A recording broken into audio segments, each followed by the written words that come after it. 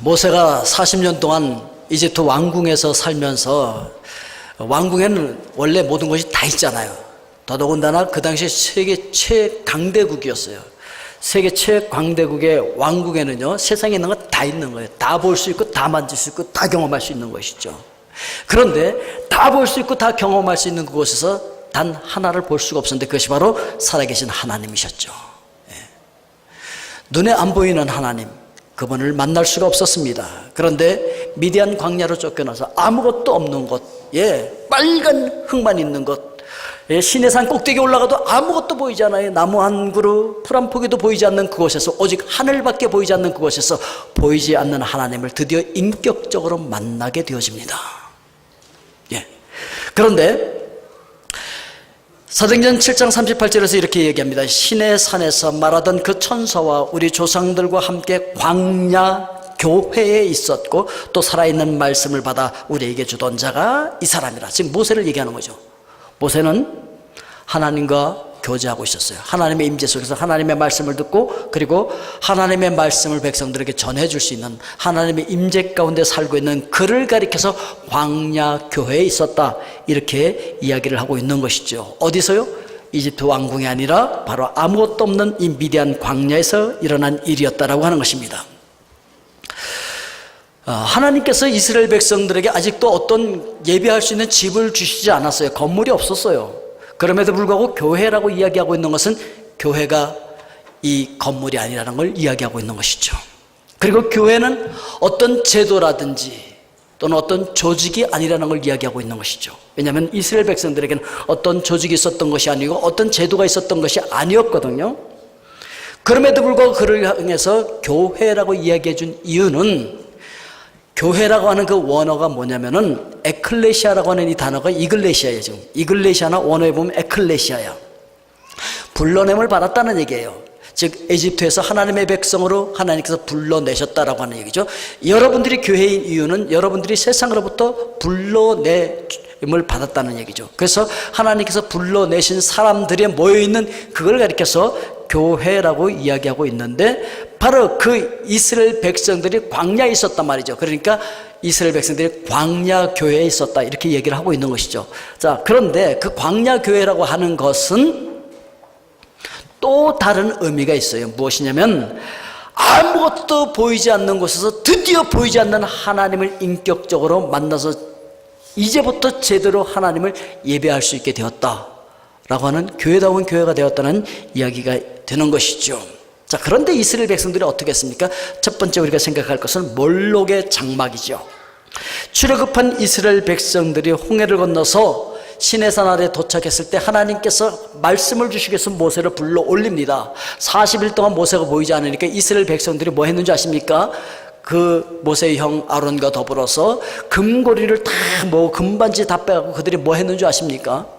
우리나라에도 IMF 맞았을 때 전부 금반지 빼고 가지고 와서 그 나라를 살리는 그런 일을 했었잖아요. 와우! 큰일 났도다! 눈에 보이는 모세가 없어졌도다. 그러니 눈에 보이는 뭔가를 만들어야 되겠다. 그래서 그들이 만들어낸 것이 황금으로 만든 송아지였어요. 그리고 그것을 가지고서 야, 우리 신이다 그러면서 그들이 기뻐했다라고 41절에서 얘기하고 있죠. 그때 그들이 송아지를 만들어 그 우상 앞에 제사하며 자기 손으로 만든 것을 기뻐하더니, 그러니까 모세가 눈에 보이지 않으니까 불안했어요. 여러분, 뭔가 확실하게 내다보이지 않는 불확실성의 시대 속에서 여러분들은 무엇이 있어야 된다고 생각하십니까? 뭐니 해도 머니가 될 수 있을 만한 금이 최고지. 그래서 어떤 사람들은 요즘 달러도 못 믿어, 요즘 객살도 못 믿어, 원화도 못 믿어, 유로도 못 믿어. 그럼 뭘 믿어? 황금이 최고지. 그래서 확실하게 만져지고 보일 수 있는 황금으로 바꿔서 그거를 집에다 쌓아두는 사람들 많잖아요. 얼마 전에 뉴스에 보니까 한국에서도 어떤 할아버지가 황금으로 전부 다 재산을 바꿔서 집 어디다가 이렇게 잘 감춰두고 있었는데 치매 걸려서 그걸 잊어버려서 못 나눠줬어, 자녀들에게.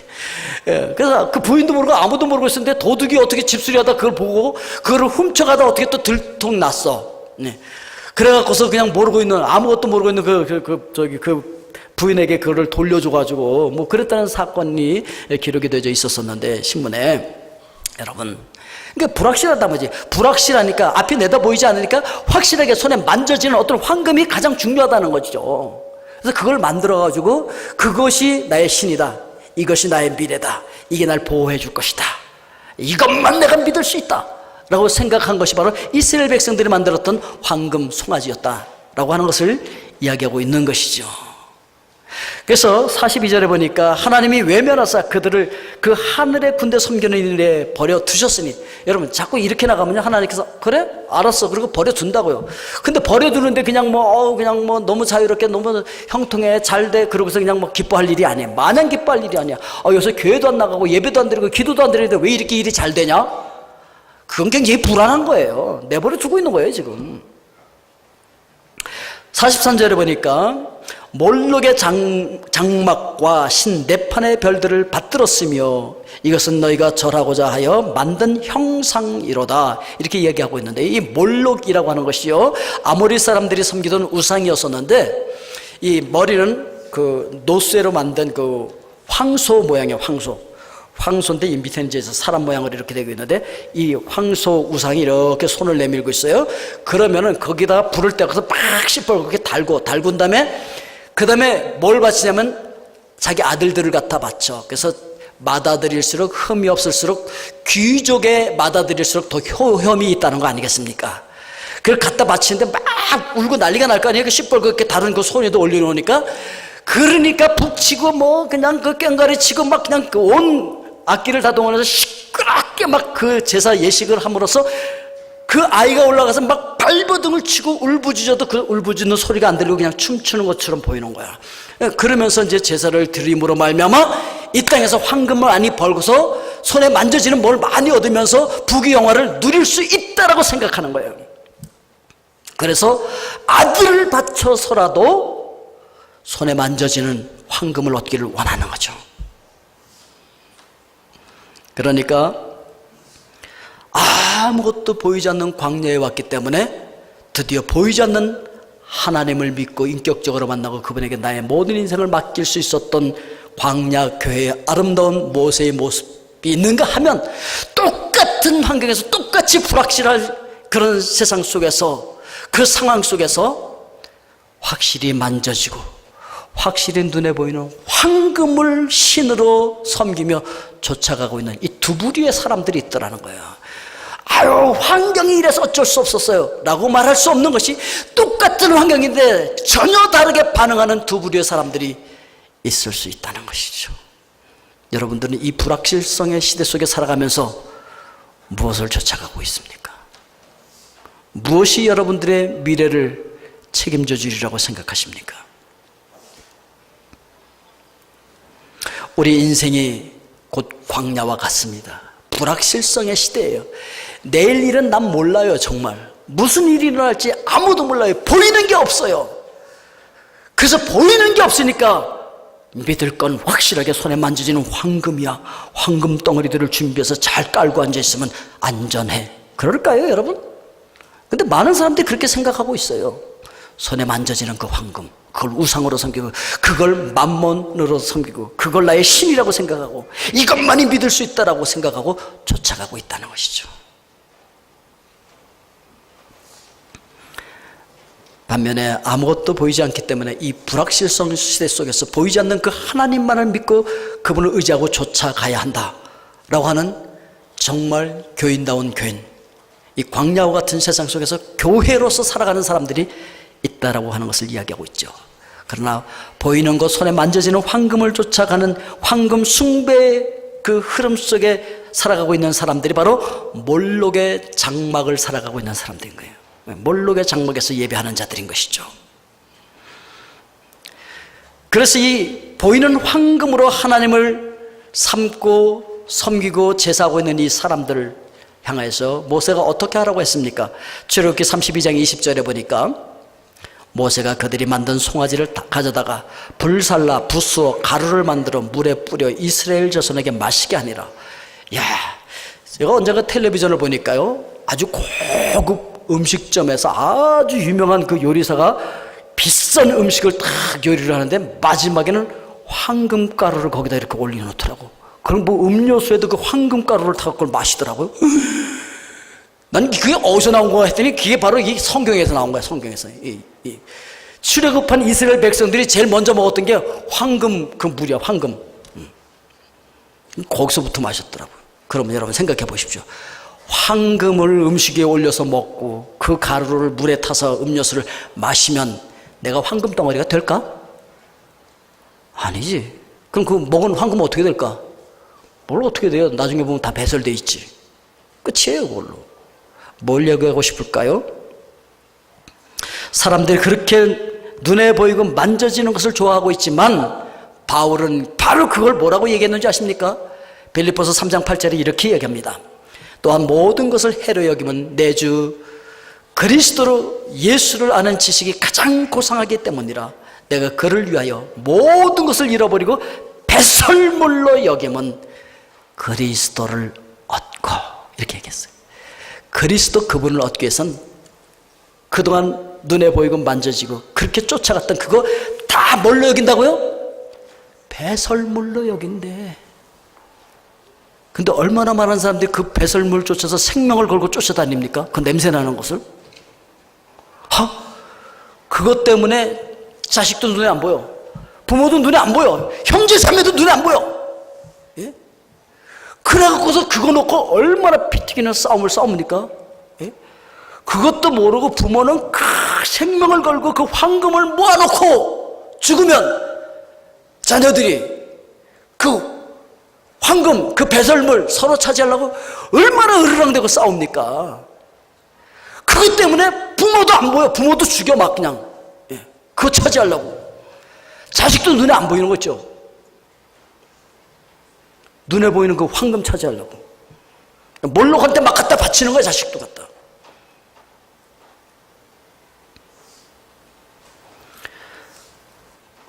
바울은 고린도서 4장 18절에서 이렇게 고백합니다. 우리가 주목하는 것은 보이는 것이 아니요 보이지 않는 것이니 보이는 것은 잠깐이요 보이지 않는 것은 영원함이라. 보이지 않는 것은 영원함이라. 눈에 보이는 황금에 눈이 멀어서 몰록의 장막을 쫓아 섬기며 살아가는 그런 사람들을 향하여서 하나님께서 이렇게 말씀하시는 거예요. 43절 하반절에 보니까 내가 너희를 바벨론 밖으로 옮기리라 함과 같으니라. 너희들 돈이 그렇게 좋으니, 황금이 그렇게 좋아, 세상이 그렇게 좋아, 그럼 거기 가서 살아. 그런 거죠. 너희들 세상이 그렇게 좋아? 그럼 바벨론으로 가. 거기서 살아봐 한번. 그 얘기를 하는 거죠. 너희들 그렇게 돈 따라가고 세상 따라가고 그게 그렇게 좋니? 그럼 한번 그걸 가. 거기서 살아. 그 방법으로 한번 살아. 그 얘기죠. 그런데 그렇게 사는 것이 결국은 멸망이라는 것이죠.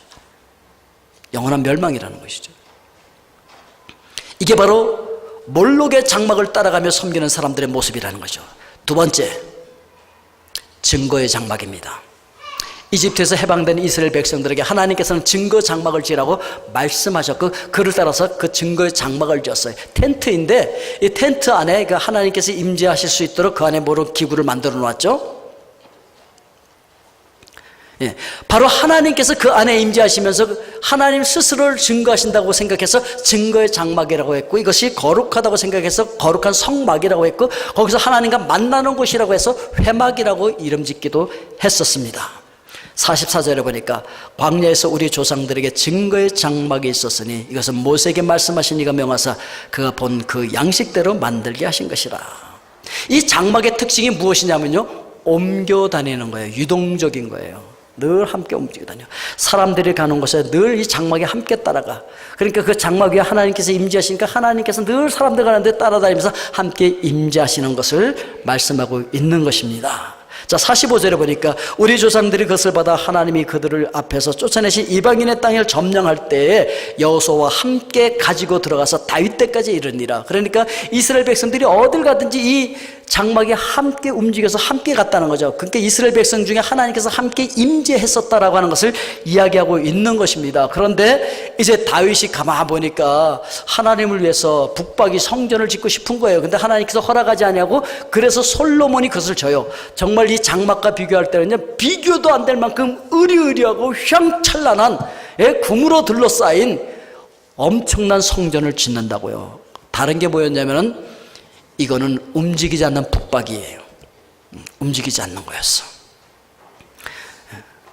그런데 솔로몬은 백성들이 와서 이곳에서 하나님을 경험하고 하나님 앞에 예배드리고 늘 하나님의 임재 가운데서 세상에서도 승리하며 살라고, 말씀을 지키며 살라고 이걸 지었어요. 그런데 그 의도와는 정반대로 가게 된 거 있죠. 세월이 지나면서 어떻게 됐냐면 사람들이 성전에 올 때 성전이니까 그리고 그냥 거룩하게 옷도 하고 뭐 그냥 깨끗하게 흠없는 양 가지고 오면서 그냥 거룩한 하나님의 임재를 느끼는 거야. 성전에 들어올 땐.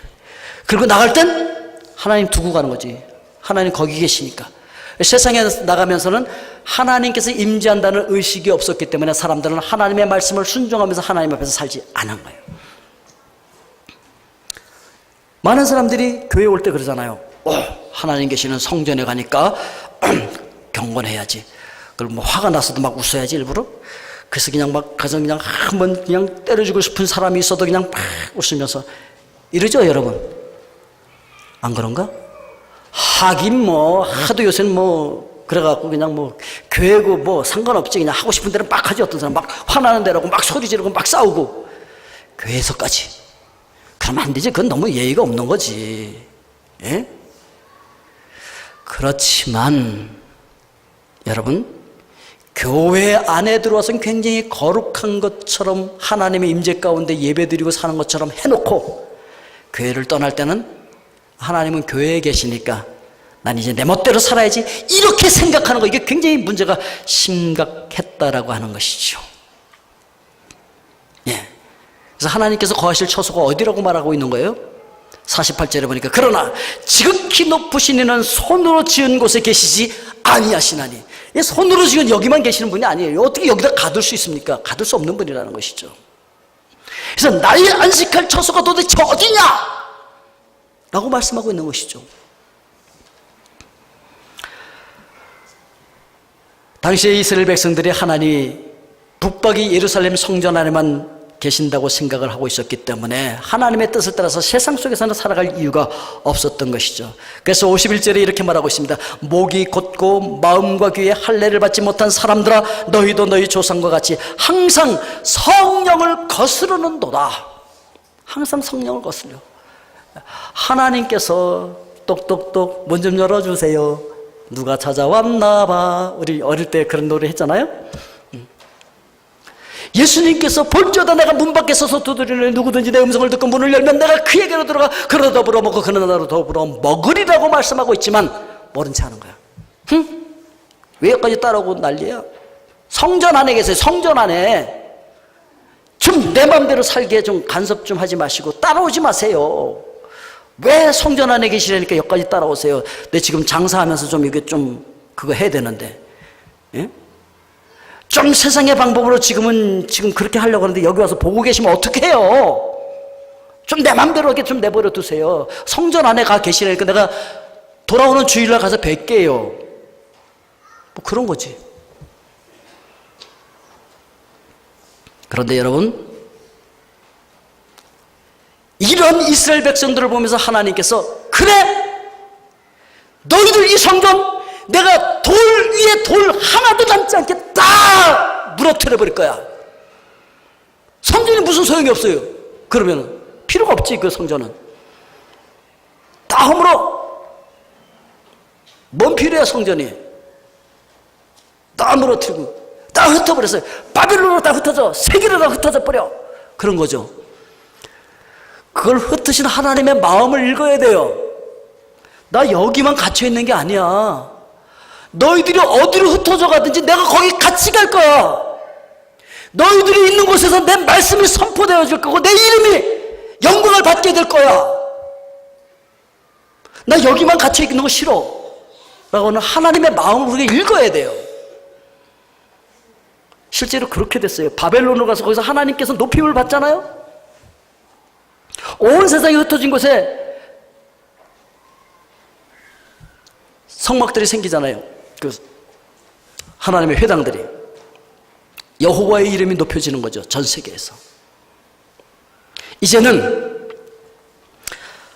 텐트나 북박이 건물이 아니라 우리 각자를 가리켜서 하나님께서 성전이라고 말씀하고 계시는 거예요. 고린도서 6장 16절에 보니까 하나님의 성전과 우상이 어찌 일치가 되리요? 우리는 살아계신 하나님의 성전이라. 이와 같이 하나님께서 이르시되 내가 그들 가운데 거하며 두루 행하여 나는 그들의 하나님이 되고 그들은 나의 백성이 되리라. 이제 우리가 하나님의 성전이에요. 이제 우리가 움직이는 하나님의 증거 장막이 되었다라고 하는 것이죠. 오늘 여러분들이 하나님께서 임재하시는 하나님의 증거 장막인 줄로 믿습니다. 하나님 여기도만 두면 안 돼. 이 건물 안에만 두면 안 돼. 여러분들이 어디로 움직여가든지 여러분들은 하나님의 임재를 경험하고 하나님의 임재를 나타내는 증거 장막이 되어야 한다는 것을 이야기하고 있는 것이죠. 그러면 증거 장막으로 살아가는 삶은 어떠해야 할 것인가?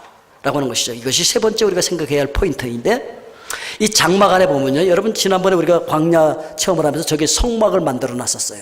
그 성막에 가면 그 안에 텐트가 있는데, 그 텐트에 가면 두 칸이에요. 첫 번째 들어가면 성소가 있고 그 안에는 지성소가 있는데, 자, 성소에 들어가면요, 왼쪽에 금 촛대가 있고요, 가운데 분향단이 있고요, 그 오른쪽에는 떡상이 있어. 그 위에 떡이 있어. 그 분향단을 지나서 그 휘장을 열고 들어가면 그 안에 하나님의 임재의 상징인 법궤가 있단 말이죠. 자, 이 금촛대는요, 성령께서 우리에게 조명해 주시는 거예요. 밝혀주심으로 말미암아 이 혼탁한 세상 속에서 내가 어떻게 진리의 말씀을 쫓아 살아가야 할지를 가르쳐 주시는 거예요.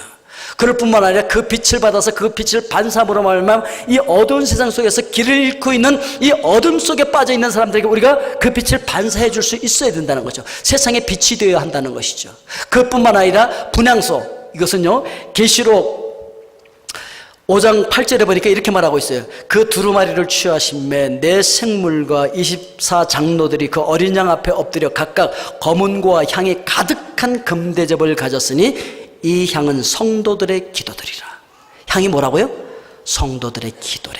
그러니까 여러분들이 드리는 기도는 하나님께 상달되어지는 아름다운 향이 된다. 오늘 이 기도의 향이 여러분들 속에 풍겨나올 수 있기를 주의 이름으로 축원드립니다. 이거 우리가 해야 돼요. 이 기도를 함으로 말미암아 우리가 하나님과 가까워지고 하나님의 뜻이 무엇인지 알게 되어지고 하나님께서 나를 향하신 뜻이 무엇인지 알게 된단 말이에요. 유유상종이에요. 기도는 하나님과 대화인데 하나님과 늘 대화하는 사람은 하나님의 마음을 알 수 있고 하나님의 성품을 담게 돼요. 오늘 그런 기도의 향이 여러분들에게서 나올 수 있기를 바랍니다. 그래서 하나님과 늘 기도를 많이 하는 사람은요, 하나님의 성품이 거기서 풍겨 나오게 돼 있어요. 그리고 떡상. 이 떡상에는 이 진설병이라 그러잖아요. 하나님을 위해서 떡을 준비해 놓은 거야. 하나님 드리는 거죠.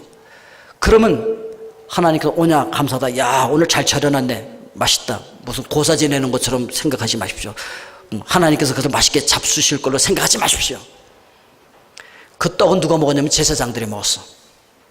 하나님께 드린 건데 먹기는 제사장들이 먹었어. 그래서 그때부터 생각되어지고 이게 전통적으로 내려온 게 뭐냐면은 제사장들에게 줘서 제사장이 먹게 한 것이 하나님께 드린 거라고 생각을 하게 되었고, 그래서 지금 뭐 구교나 신교에서 뭐 신부님이나 목사님한테 음식을 잘 대접해 드려서 목사님들이 맛있게 드시면 하나님 대접해 드렸다 이렇게 생각하잖아요. 그렇게 생각하죠, 여러분도? 저도 어릴 때 그렇게 많이 생각했어요. 뭐 우리 집에서 나오는 채소, 과일, 뭐 기름을 짜든지 뭘 하면 그냥 첫 번째 한 건 무조건 목사님 갖다 드렸어, 그냥. 그 덕분에 또 제가 많은 복을 받았죠. 그런데 여기까지만 듣고 이제부터 졸면 큰일 나는 거예요. 지금까지 졸았어도 괜찮아. 이제부터 졸면 안 돼. 자, 하나님의 말씀에 마태복음 25장 40절에 임금이 대답하여 이르시되 내가 진실로 너희에게 이르노니 너희가 여기 내 형제 중에 지극히 작은 자 하나에게 한 것이 곧 내게 한 것이니라. 누구한테 한 것이? 지극히 작은 자에게 한 것이 하나님께 한 거래. 하나님께. 지극히 작은 자와 하나님을 동일로 삼고 있는 거예요. 그러니까 여러분, 진설병을 진열해 드린다는 것은요, 이 떡상을 해갖고서 하나님 앞에 드린다는 것은 지극히 작은 소자, 소외되어져 있는 사람들, 아무에게도 관심 받지 못하는 그런 사람들을 향해서 내 마음의 방을 준비해 놓고 그들에게 마음을 쏟는 것, 이것이 바로 하나님께 드리는 거라는 거예요. 목사한테 준 게 하나님 앞에 드린 게 아니라 소외되어지는 그 약자에게 여러분들의 마음의 방을 준비하는 것, 이것이 하나님께 드리는 거란 말이에요. 아멘이 되십니까? 그렇다고 해서 무조건 저 밥 안 사준다 그러면 또 안 되지. 그러나 여러분들이 그렇게 약자들에게 마음을 주는 것, 마음의 방을 준비해주고 마음 문을 열어주는 거예요. 그게 하나님께 대하는 거라고 성경은 이야기를 해주고 있는 겁니다. 그리고 마지막으로 법궤예요. 법궤는 뭐냐면은 모세가 하나님의 말씀을 받아서, 하나님의 계명을 받아서 그 말씀을 새긴 그 돌판을, 십계명을 그 궤 안에다 집어넣는 거예요. 그러니까 우리가 법궤가 되려면 우리 심령 속에 뭐가 있어야 될까요? 말씀이 있어야 돼. 말씀을 새기고 있어야 돼.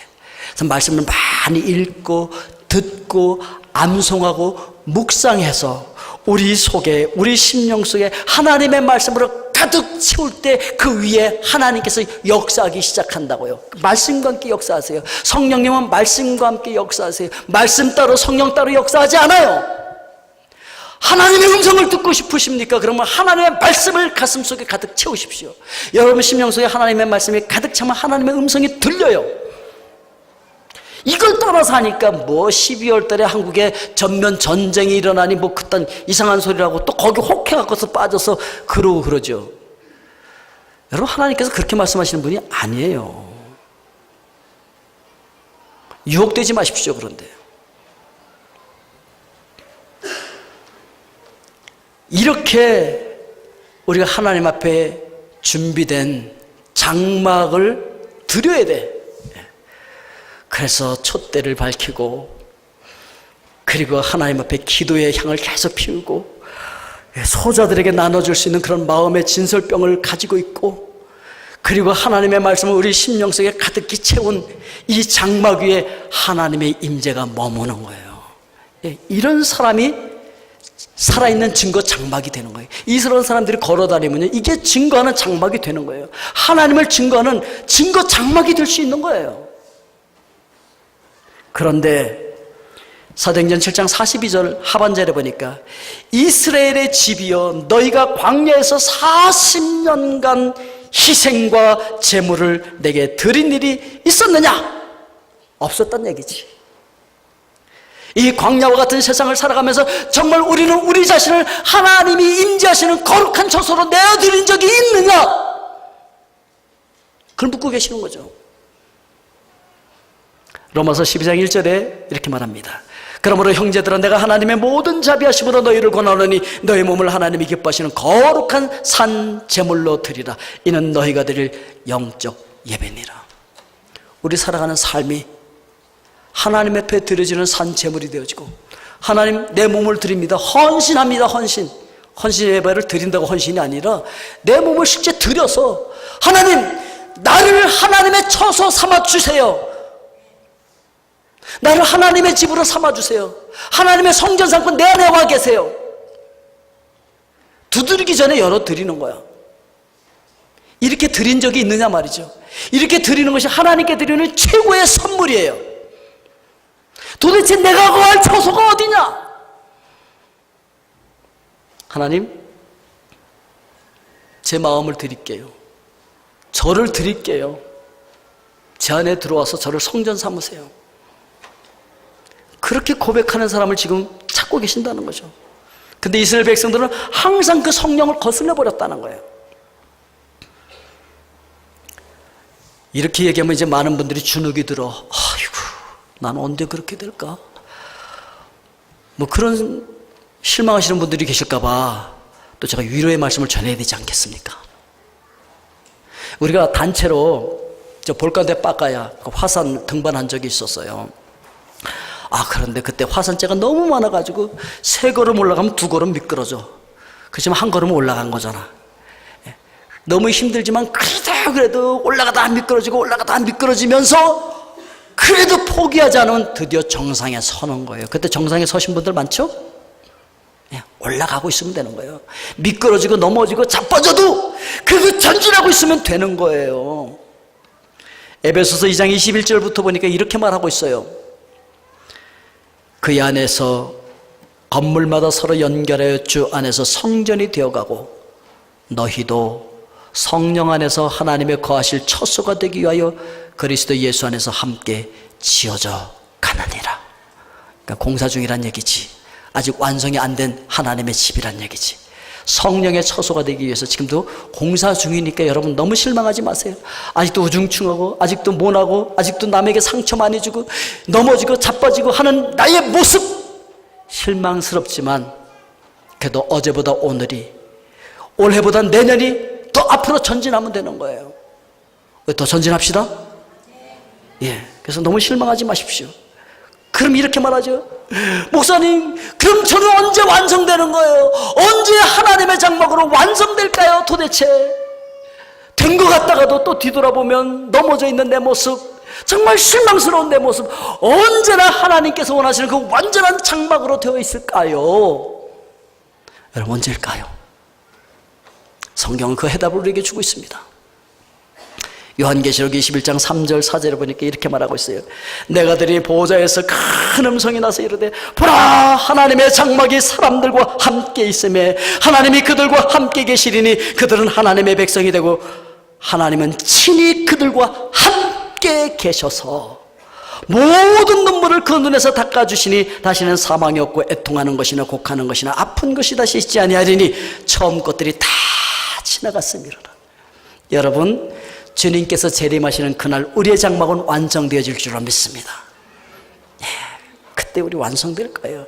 그때 주님께서 막 눈물 닦아주면서 너 고생 많았지, 산제사 드리라고 고생 많았지, 살아서 그냥 불뚝불뚝 튀어나오는 그 승질대로 살고 싶었는데 그거 죽이느라고 너무 고생 많았지, 십자가 지고 나 쫓아오느라고 너무 고생 많았지, 그러면서 주님께서 눈물 닦아주신다는 거예요. 아멘이십니까 여러분? 그날을 바라보면서 오늘 이 광야와 같은 세상 속에서 보이는 황금 쫓아가는 것이 아니라 보이는 하나님을 쫓아가고 영원한 것을 쫓아가며 몰록의 장막을 섬기는 것이 아니라 증거의 장막이 되실 수 있기를 주의 이름으로 축원드립니다. 증거의 장막이 돼서 성령의 조명을 받아서 나를 밝히고 세상의 어둠을 밝히고 기도의 향이 돼서 나의 채취가 그 기도의 향이 되게 하고 약자들에게, 소자들에게 우리의 마음의 공간을 내어주고 내 심령에 하나님의 말씀으로 가득 채워서 움직이는 하나님의 증거 장막이 되어져서 살아계신 하나님을 증거하는 하나님의 귀한 백성들 되실 수 있기를 주님의 이름으로 축원드립니다. 기도하겠습니다. 은혜로우신 아버지 하나님, 오늘도 우리가 움직이는 증거 장막이 되어 하나님의 거룩한 임재 가운데 살아가기를 원합니다. 하나님 앞에 거룩한 산제물을 드리며 광야와 같은 이 세상 속에서 하나님이 기뻐하시는 영적인 예배를 드리는 주의 귀한 백성들 되게 하여 주시옵소서. 예수 그리스도의 이름으로 기도하옵나이다. 아멘.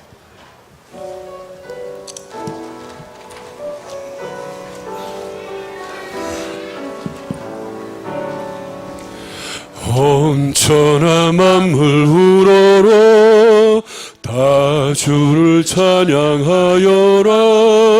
할렐루야 할렐루야. 저 빛나는 밝은 해, 처음 빛나는 밝은 달, 하나님을 찬양하라. 할렐루야 할렐루야 할렐루야. 힘차게 부는 바람아, 떠가는 묘한 구름아, 할렐루야 할렐루야. 철없는 상한 아침에 처지는 고운 저녁날, 하나님을 찬양하라. 할렐루야 할렐루야 할렐루야. 저 흘러가는 맑은 물 다 주를 노래하여라. 할렐루야 할렐루야. 저저와 많은 밝은 불, 주님 다열을 내어서 하나님을 찬양하라. 할렐루야 할렐루야 할렐루야. 저 귀한 땅은 날마다 한없는 복을 펼치어 할렐루야 할렐루야. 땅 위에 꽃과 열매들 주 영광 나타내어서 하나님을 찬양하라. 할렐루야 할렐루야 할렐루야. 6절 하겠습니다. 주님 받은 만민아 다 꿇어 경배하여라. 할렐루야 할렐루야. 성삼일체 주님께 존귀와 영광 돌려라. 주를 찬양 할렐루야 할렐루야 할렐루야 할렐루야.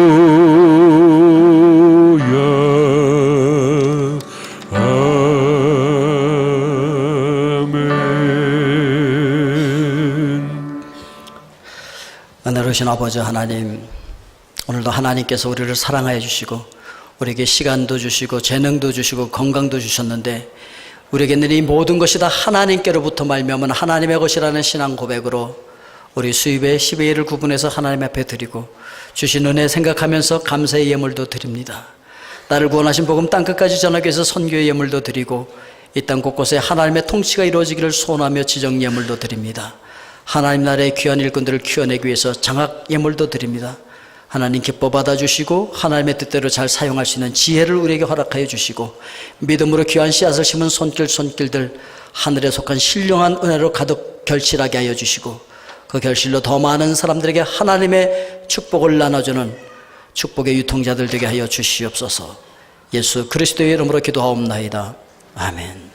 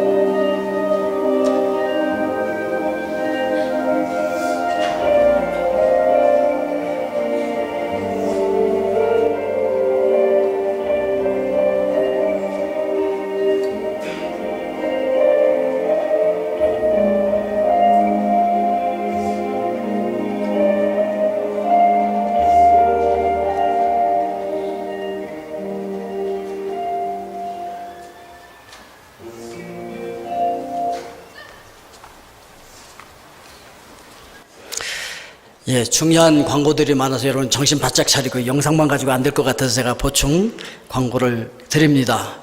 오늘 예배 끝나고 바로 우리 세례교인 이상은 남으셔서 내년도 예산을 위한 공동회에 동참을 해주시기를 부탁드리겠습니다. 그리고 바로 빠봉교도소 우리가 연합 예배를 인도하기 위해서 출발을 해야 됩니다. 그러니까 여러분 빨리빨리 진행을 해주시면 감사하겠고요. 송구영신 예배가 수요일날 있게 되어지는데 6시부터 떡국도 먹고 함께 교제도 하고 탁구도 하고 그렇게 함께 게임도 하고 교제를 하다가 9시부터 11시까지는 가족별로 기도를 해드립니다. 그러니까 오늘 여러분들 주보에 껴져 있는 그 기도 제목에다 가족별로 기도 제목을 적으시고 그때 와서 함께 기도를 받으실 수 있기를 바랍니다. 그리고 11시부터 송구영신 예배가 시작돼서 12시에 딱 끝나고 집으로 돌아가시면 되겠습니다.